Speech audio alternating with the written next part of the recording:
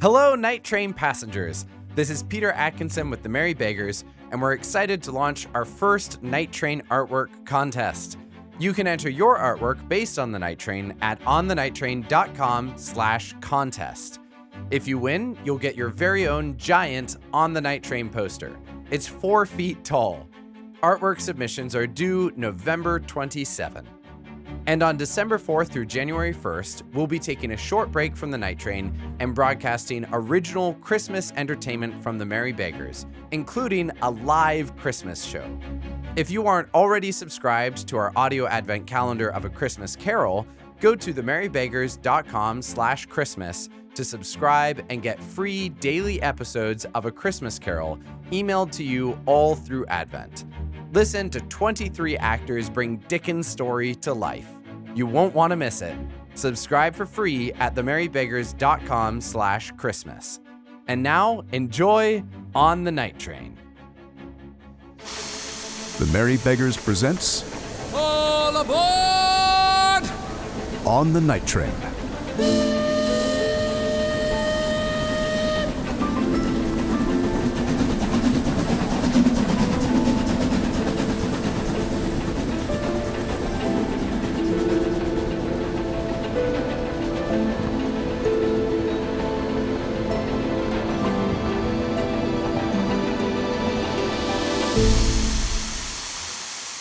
Episode 11. Dangerous, Dodgy, and Disappointing. It's stuck! Snake's alive! Help me pull, Edith! Open the door, Paul! Is something the matter? Paul? Paul Emerson Mallard? Is that you? Mama? Paul Emerson Mallard? Is that you? Paul! Edith! It's Mama's room! We're in Mama's room! Edith! Paul, come to me! It's Mama! Come here! Come here, my little one! Mama! Mama! Give me hugs, please! Oh, I have missed you! I have missed you! Mama! I discovered this train is being sabotaged and I have so much to tell you about. I had to jump onto a moving train because so many it things almost have left happened. me and How Edith did you behind get after here? an And avalanche. why I are you delivered in the telegram disguise, Mama? when we were I know in you must Omaha, have a plan, but and what I'm a is it? railroad man Let now, me so I don't have hush, any hush, anymore. It's a lot. I love you both so much, but I have no idea what either of you are saying. But Mama, there's Edith, been stop so telling much him. that I'm has the one who happened. needs to tell you what You two happened. calm down. You must quiet down, otherwise the passengers will begin to wonder what's going on in here. One thing at a time. Oh, I forgot about being stowaways. I'm glad you aren't ignoring us anymore, Mama. I'm sorry, Paul. I wanted nothing more than to scoop you both up in my arms when I saw you in the dining car. And I wanted to hug you too, Mama, but we knew you had a plan. It feels like months since we've been together. It's been 3 whole days. But why are you in disguise? What is your plan, Mama? You have to explain it all to us. I will explain it all. I'm here because I love you both, and I'd follow you two to the ends of the earth to keep you safe. But there's another reason. I'm here because the night train is in danger. So you do know about the sabotage? You two know about it? Of course we know. We have so much to tell you, Mama. Does Dad know you're here? No, not yet. Why not? Because if the passengers see that Mrs. Mallard is on board, word will get back to Mr. Pullman, and then your father will lose his position. He banned me from the train just like you, remember? So I have had to disguise myself as Mary Diamond and pretend that me and your father are perfect strangers. So you have a secret too, just like us. Yes, just like the both of you. But how do you know about the sabotage? Mr. Burton told me. Who's Mr. Burton? The station master in Chicago. Oh, yeah, I remember him. After the night train left the depot, I spent hours searching for you. I went home and to Grandma's house. I even went to our church and searched all the possible ways you could have walked from the depot back to our house. Oh, Mama, I'm sorry. I'm so sorry. I went back to the central depot at about 11 at night, and that's when Mr. Burton told me that he had seen 2 small children climb into the pillow cart. That was us. Yes, it was. He told me that you two had climbed into a pillow cart that had been loaded aboard the night train. Well, that's when I knew I had to find some way to catch up with the night train. But then he shared with me his suspicions about the boiler explosion. What did Mr. Burton say? He suspected that the boiler had not exploded by accident. And Mr. Burton has worked 20 years on the rails, so his judgment is to be trusted. He told me that the boiler had been inspected and tested thoroughly, and there was no chance of a failure in the manufacturing of it, and that he didn't believe Pullman's explanation of the engine exploding. Burton thought that because of the race between Wagner and Pullman, the boiler explosion was not an accident. It was... Sabotage! Yes, Paul. Sabotage. Burton believed the boiler had been damaged on purpose. But Pullman refused to let him launch an investigation into the explosion because of the bad publicity it would bring. Burton was right, Mama. Paul, we have to tell Mama about the tools and the telegram and the struts and the sways. I heard about the snow that stopped the night train, but not all of this. What are you talking about? Mama, we found, Paul found and then showed me tools that were used to damage the Union Pacific Bridge. The night train almost crashed into the river because someone saw right through the struts and sways of the bridge. When the bridge had been damaged and was being repaired by Daddy and his crew, we jumped out and found a sack with a mallet and a saw and a telegram that read, "If through the snow," that means avalanche, "cut struts and sways," those are parts of the bridge, "for a lamb's tongue." Lamb's tongue is railroad code for a lot of money, Mama. Someone was paying them to cut down the bridge. And then we found another telegram that says, "Whatever it takes, stop them before the end of the rails." Oh my goodness. But that's not the worst part, Edith. Mama, we found the last telegram on the night train. What do you mean? We found it inside the luggage car in a passenger's carpet bag. But that means... That whoever's trying to sabotage the night train is a passenger on board the night train. We think it's Kate Smith or Professor Dopey Dad. Dopey Dad sent a suspicious telegram in Omaha. We overheard him place the order for it. And Kate Smith really likes lamb and is hiding jewels in her room. Jewels? Yeah, Edith found a whole chest of them under her bed. You went into her room? We had to. No one else knows about the sabotage. We're detectives now, Mama. And no one knows that the criminal is one of the passengers, so no one else can investigate. That's why we came into your room, Mama. One of the passengers had to be doing the sabotage, so we were investigating the passenger's room, trying to look for clues. Well, I'm certainly glad that you two stumbled in here. I've missed you terribly, and I couldn't explain in the dining car why I was in disguise. But I had to be. Because if Pullman knew Will Mallard's family was on the night train against his orders, your father would lose his job on the spot. So I had no choice but disguise myself and try to protect the night train against the sabotage. No one else was going to, so I thought, until I was reunited with you two. Is that what you were trying to tell us in the dining car? You said that we must stand up for what we hold dear. Even if it means going places and becoming people we never imagined we might be. Yes. I wanted you to know I had a plan. That I wasn't ignoring you. It broke my heart to see you so sad and confused. We figured it out pretty quickly. I never imagined I'd have to disguise myself for my own husband, pretend I didn't know my own children, and turn detective against a sabotage plot, but here we are. It looks like someone on board the night train wants to prevent it from reaching Sacramento. With Pullman shutting down any investigations to preserve good publicity, it looks like no one else is going to solve this but the three of us. Wow! We're a team of detectives now. But how did you get to Nebraska so quickly? The mail train from Chicago to Omaha was leaving the same hour I was at the station. Mr. Burton got me a place on it. I had to quickly scramble together this silly disguise and hop on board. Lucky the mail train was able to arrive in Omaha just a few hours before you did. Because of all our delays. Yes. Now tell me, how did you two stow away on the night train? You were only out of my sight for a minute. What in the world happened? If it weren't for Mr. Burton, the station master, telling me about two kids climbing into a pillow cart... We didn't mean to stow away, Mama. We went to the train so Paul could give Sam back his watch. Mr. Pullman got off the sleeper just then and was coming towards us. We were cornered. So we jumped into the pillow cart, right beside the luggage car, to hide from Mr. Pullman. It was the only place to hide, and we had to go fast. We were trying to hide from Mr. Pullman because he said that there would be consequences. Mr. Pullman said there would be no monetary benefit to be gained by our inclusion. Paul, stop interrupting. And it's monetary, not monastery. Sorry. Mr. Pullman said there would be consequences if he even saw us on the platform. And we didn't want Daddy to get in bigger trouble. Then we fell asleep. How could you fall asleep in a pillow cart? We were waiting for Mr. Pullman to go away, but he got a chair and sat down beside our pillow cart to greet passengers boarding the night train. He even had Barney get him a hot chocolate. So we couldn't get out of the pillow cart without him noticing us. And then he started talking about politics. And who cares about politics? And then he started talking about himself. And he just kept talking and talking, on and on and on. For what seemed like hours. The pillows were really soft and warm. Edith fell asleep first, and then I decided to take a nap while I waited for her to wake up. And while we were sleeping in the pillow cart, waiting for Mr. Pullman to finally leave, the pillow cart was pushed onto the luggage car with us inside. I'm so sorry, Mama. I'm sorry, too.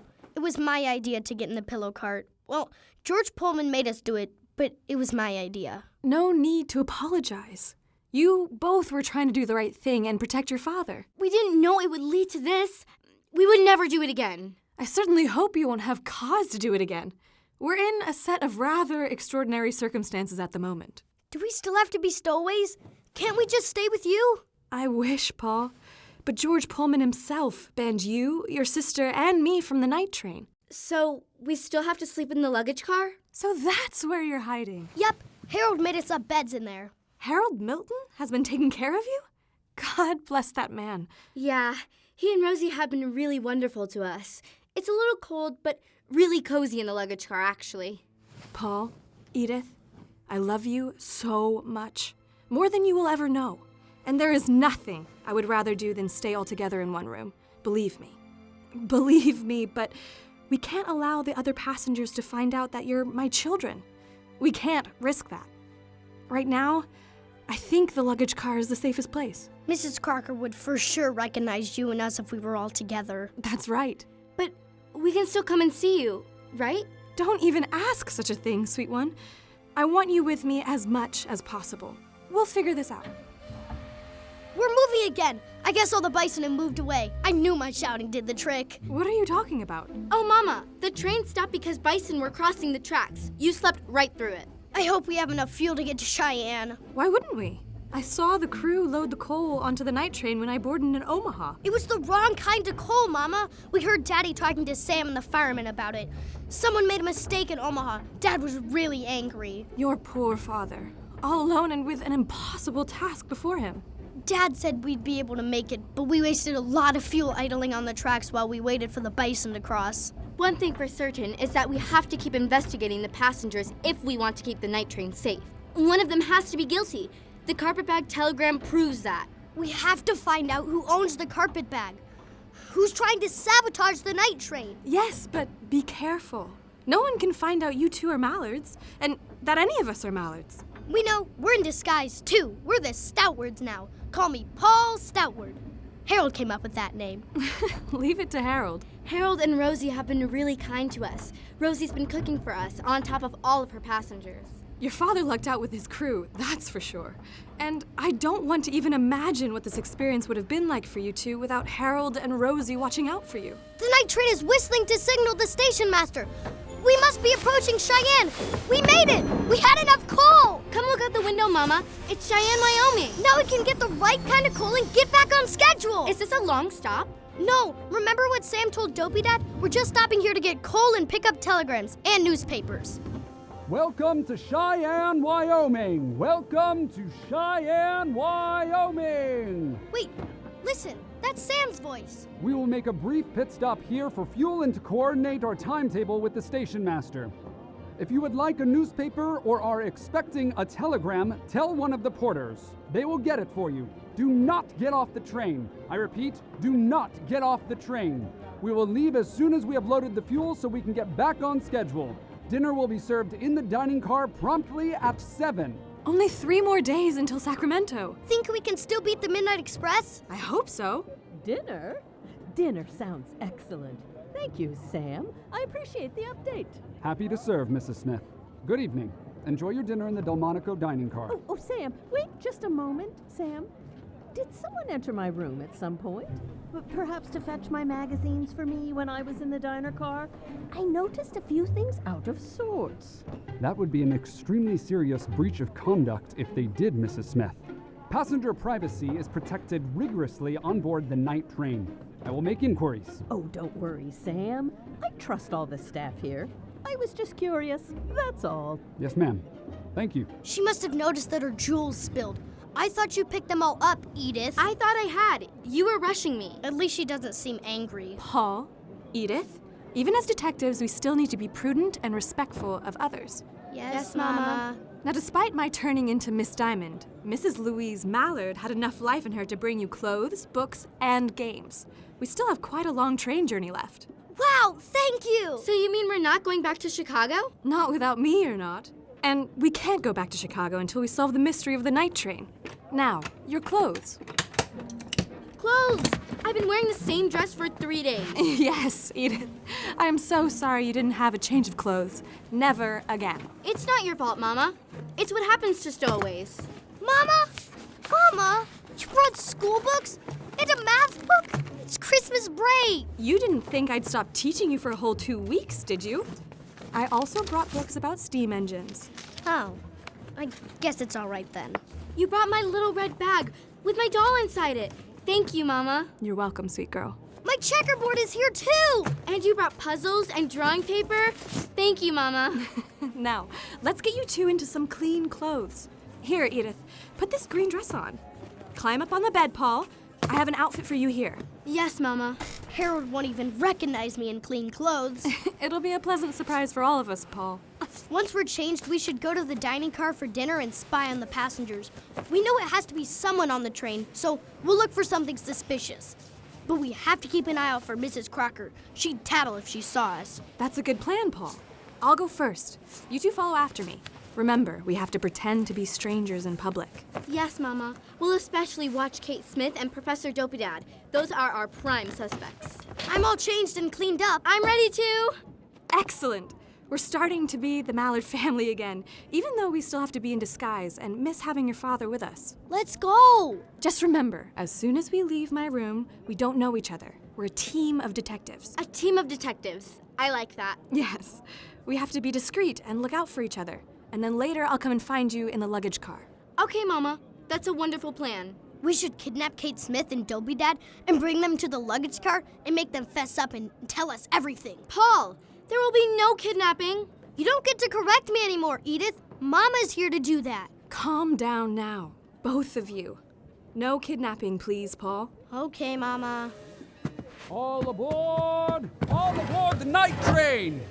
Come here and look out the window. We're leaving Cheyenne. That was a fast stop. Next stop for the Pullman night train is Ogden, Utah. All aboard! Where exactly is Ogden, Mama? If I remember right, it's about 400 miles from here where the Central Pacific Line joins the Union Pacific Line. Utah, that's where Salt Lake is, right, Mama? Yes, Paul. So now our job is to investigate and try to discover who wants to stop your father's train. We've already done quite a bit of investigation. Just remember, Edith, that you and your brother have to also stay safe and hidden. Keep your eyes and ears open and tell me everything you learn. Yes, Mama. Quiet now. I'll take a look at the hallway. If it's all clear for you to come out, I'll leave the door open behind me. I don't want anyone to see you coming out of my room. Okay, here we go, on a spy mission. Coast is clear. Lead the way, Paul. Go ahead into the dining car. I'll give you a head start. Okay, Mama. After dinner, go straight to the luggage car. I'll come and find you there. Got it. I love you, Mama. I love you too, darling. Now go ahead to the dining car. You must be hungry. I am. See you later, Mama. Here we go. I'll see you later, my little Mallards.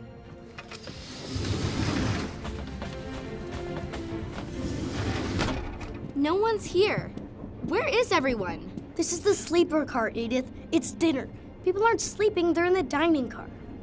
It's already 10 minutes past 7 on my watch. Come on, into the lounge car.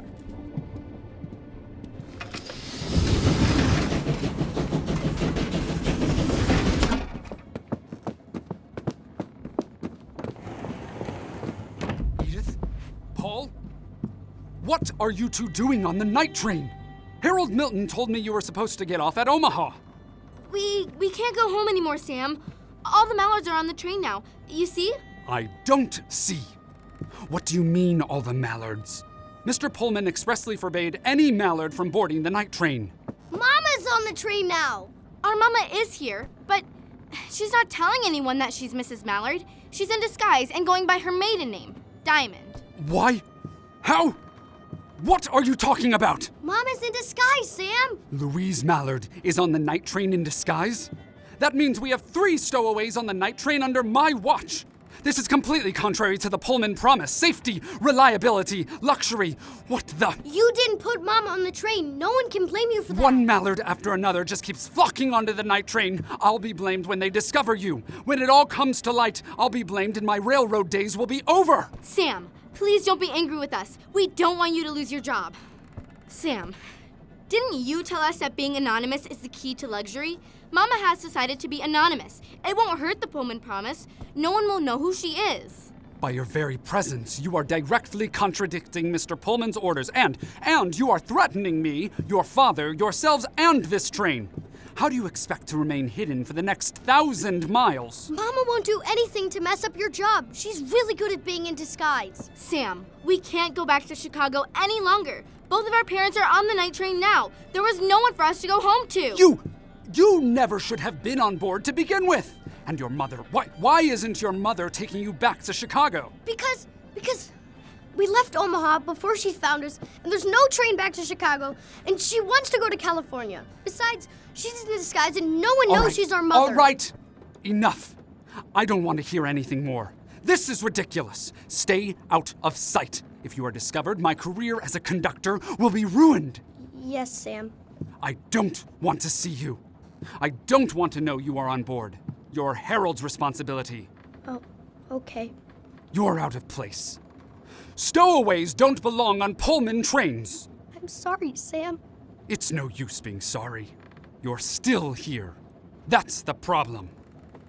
Let's go, Paul. Bye. Where do you think you're going now? We're going to eat supper. We haven't eaten in a long time and we're starving. But we will be very careful to stay in disguise. Oh, do what you want. I wash my hands of any responsibility for you being on this train. If you're found, it's Harold's problem. I've never seen Sam so angry before. We have to be really good stowaways, Edith. I don't want Sam to lose his job. He's the best conductor ever. Daddy needs him. I know, Paul. Come on, let's go into the dining car. We might find some more clues and be able to figure out who might be trying to sabotage the train. Sounds good to me. I'm starving.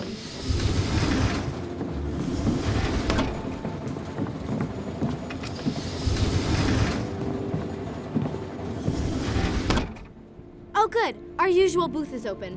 Why was Sam so upset? I don't know, Paul. I think he's scared. Scared of what? He's the conductor of this train. Conductors aren't scared of anything. Hey, look! Kate Smith and Rudy are in the booth right next to ours. Let's sit down. Perfect. We can overhear them. Is that Miss Diamond? We've missed you all afternoon. Do come on over here and make Rudy cheer up. He's been in a frightful mood ever since the Bison stopped the night train. I'd be delighted to sit with you, Mrs. Smith. I'll see if I can cheer Rudy up. I'm afraid not even you can cheer me up, Miss Diamond. Oh, no need to be so dramatic. Mama's great at espionage. She can now spy on Kate all through dinner. Do you see Mrs. Crocker? She's on the other end of the dining car with her husband, George. Keep an eye on her. Okay, and I'll watch Dopey Dad. He's just scribbling in a notebook in the corner across from us. He's probably planning the next sabotage. He's suspicious, Paul. But how could he have done all these sabotages? He's not a railroad man, and I don't think he knows Webster Wagner. Probably not. But you know who does have experience with Webster Wagner? Kate Smith. And Mrs. Kate Smith seems extremely cheerful this morning.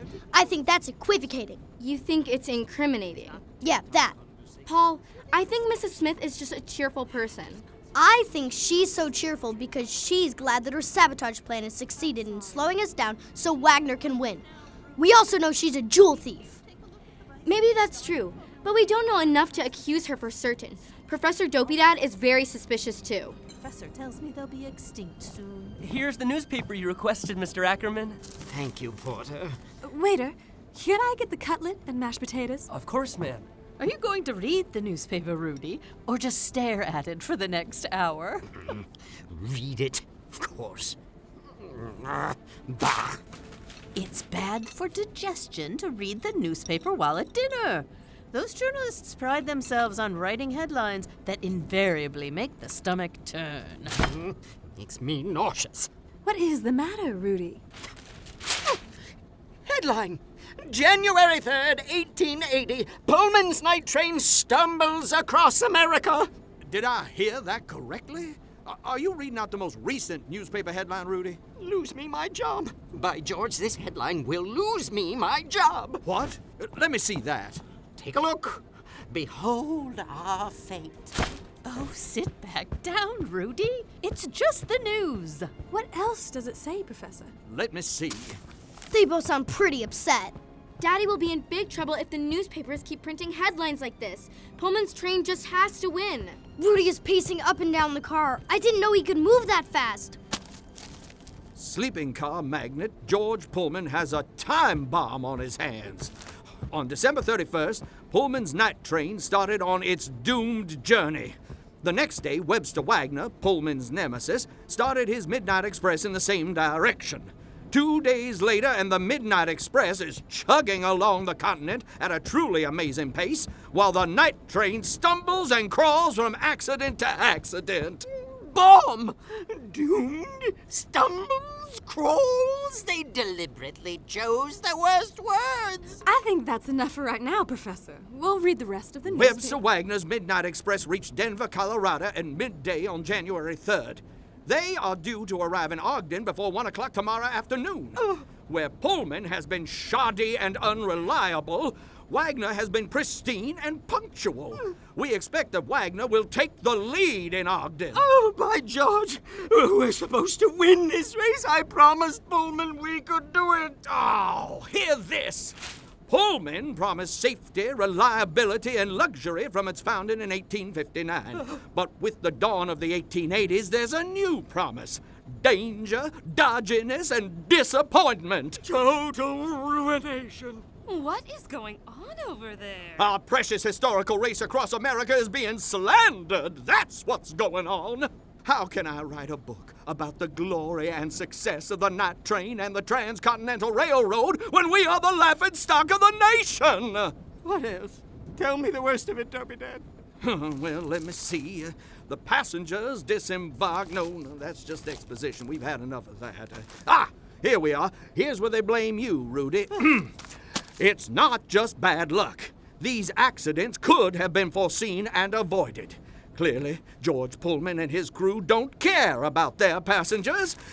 George Pullman only cares about two things: his bottom line and his spot in the history books. Is this from a Nebraska newspaper? It's the blooming Chicago Times! The Chicago Times!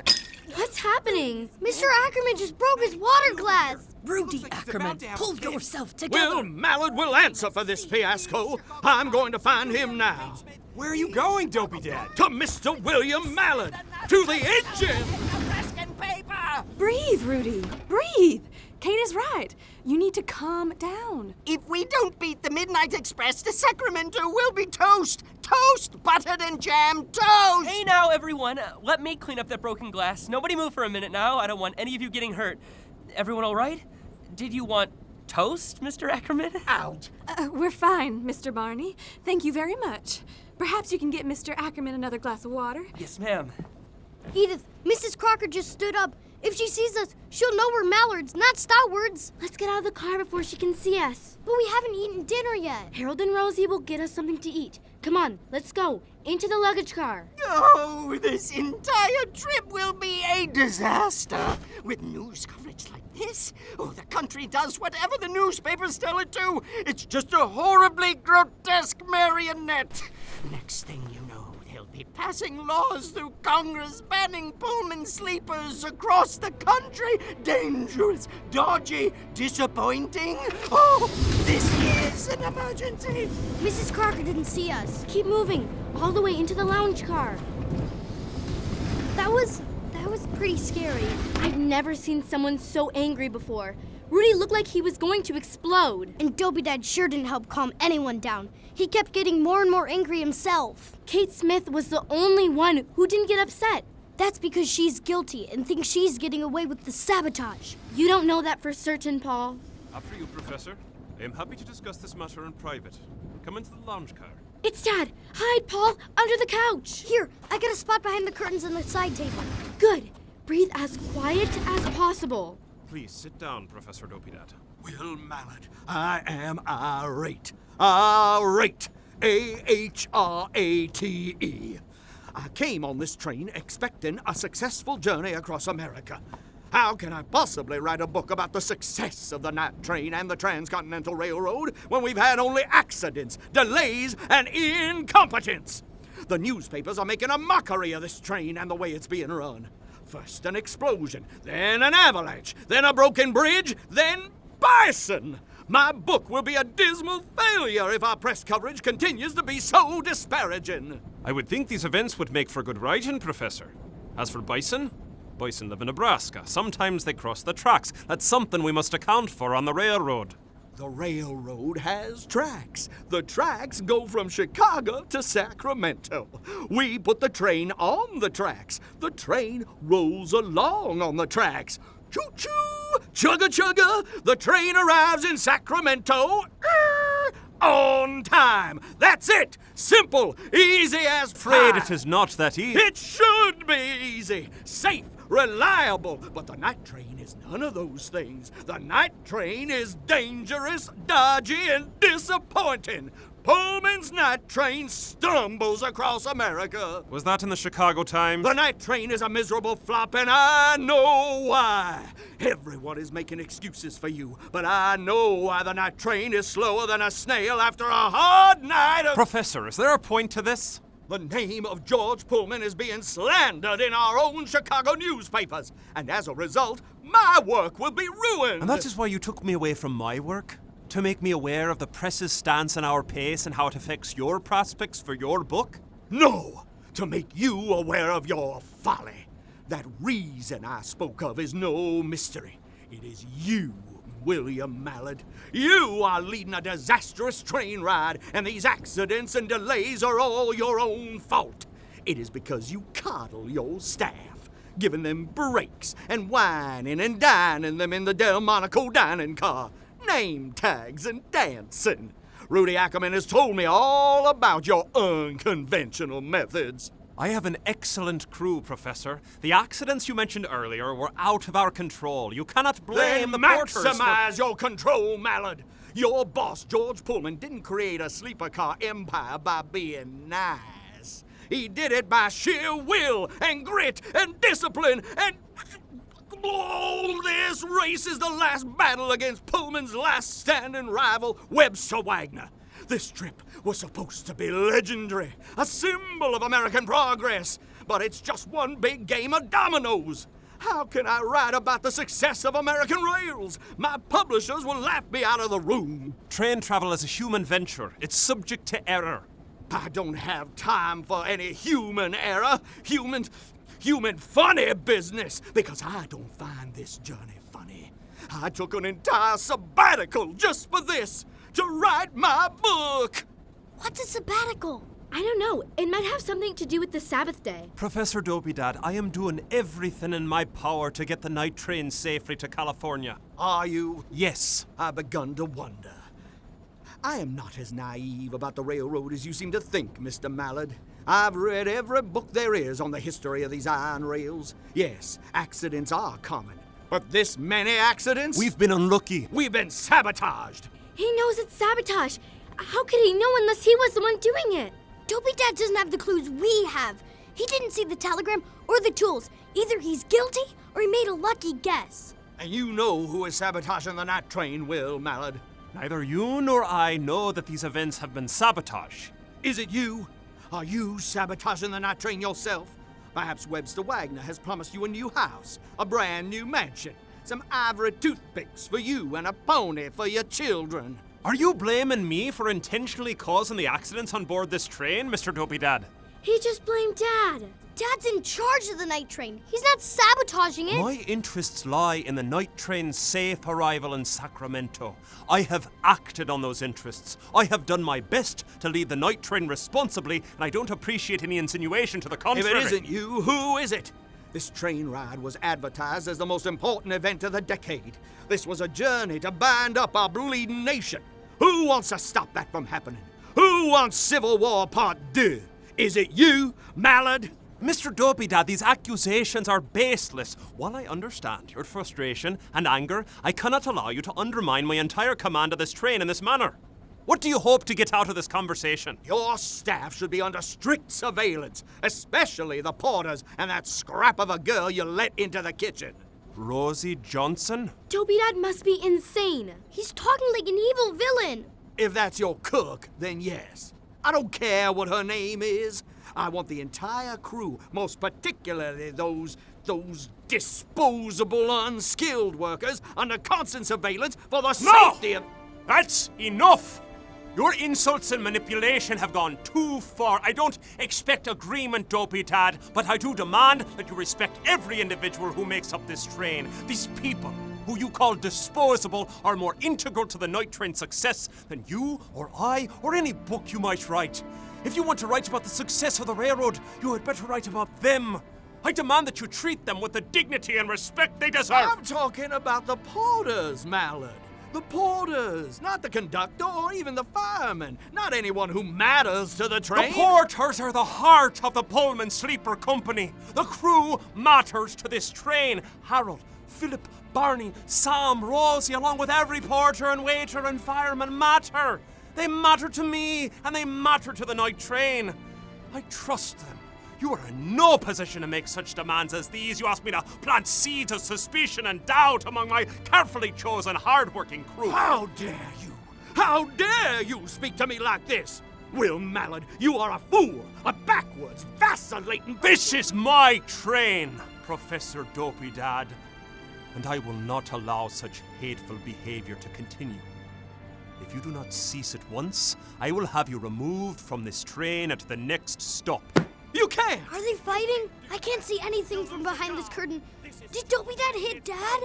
Dopey Dad slammed his book onto the coffee table. So be it! I'll lose my job then! But until then, it is my train to lead until we reach Sacramento, and it will be a train on which my crew, every porter and cook, is valued and cared for. And that means that I will not tolerate you slandering my friends with baseless accusations and suspicion. Do you know who you are talking to? I am Professor Ferdinand Dopey Dad. I am in the middle of writing the book that will make the night train immortal. If you kick me off the train... I don't care if you're King Ferdinand of Spain! And I could care less about your precious book. If you insult any member of my crew, I will see to it that you're removed from this train as soon as I possibly can. Who left? Dad left. Dopey Dad is still here. He's just sitting there. Don't come out of your hiding spot yet. Modern-minded imbecile, tearing our miserable little country to pieces, ruining my plot. The audacity! His plot from the telegram. Who does he think he is anyway? That Mallard. Huh. Professor Dopey Dad is bad, Edith. He's scaring me. Aggressive duck. He is vacillated, changeable. Yes, that's right. Will Mallard is vacillating, what is he doing? changeable, and unfit to run this enterprise. Writing. He's writing all of these horrible words down. Irishman has no sense of place. He does not realize the full purport of his position as head of Pullman's precious night train. Pig-headed? Did he call Dad a pig-headed? Hush, Paul. This He might hear you. transcontinental race is a stroke for empire as well as for freedom. I want him to hear me. He can't insult my dad like that. I'm gonna hit him. Enterprise. Paul, don't you dare move. We'll only make it worse for Daddy if Dopey Dad finds us. Mallard should be relieved of his position on the night train before a greater catastrophe than those accidents we have already faced takes place. He wants Dad to lose his job, Paul. He's dangerous. He could definitely be the one trying to sabotage the train. Ah, now that's an inside scoop any good newspaper man would pay a pretty penny for. Well, Mallard will regret this episode. I can guarantee that. I'll get this in the newspapers first, and then in an expanded form in my book. And soon he won't be able to get a job anywhere. He's gone. Come out, Paul. Paul, why are you staying behind the curtain? Here, let's go to the... Paul, you're crying. I don't want to cry. I don't want to cry. I don't want to cry. I don't want to cry. Can I give you a hug? Yes. Are you scared? Yeah. What does Mama always tell us to do when we're scared? Pray, but I don't want to pray right now. Paul, we're going to pray right now, whether you like it or not. What are we supposed to do, Edith? Father, Son, Holy Spirit. We pray for Dopey Dad because he's crazy. And Dad because he's really angry. And people are trying to wreck the train.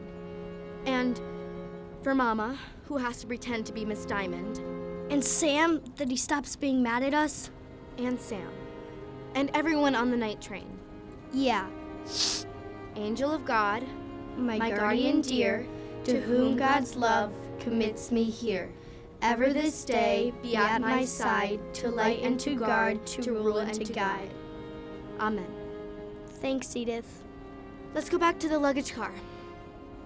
I'll read to you until Mama comes to us. I'd like that.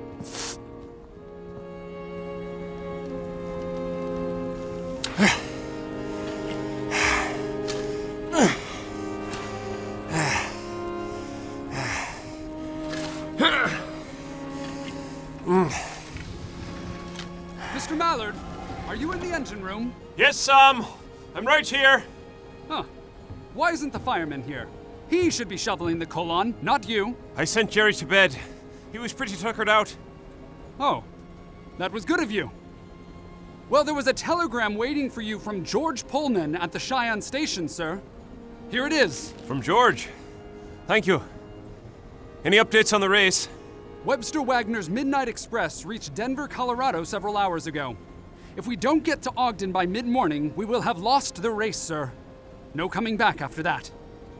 Thank you, Sam. You're welcome, Mr. Mallard. And, Mr. Mallard? Yes? We're all doing our best, no matter what the race looks like. I know you are, Sam. I appreciate it. Thank you for the message. Good night, sir. Now, what has Mr. Pullman got to say to me? Your last chance, Mallard. Safety, reliability, luxury. God Almighty, get us to Sacramento safely. Please, just get us there. Get us to the end of the rails.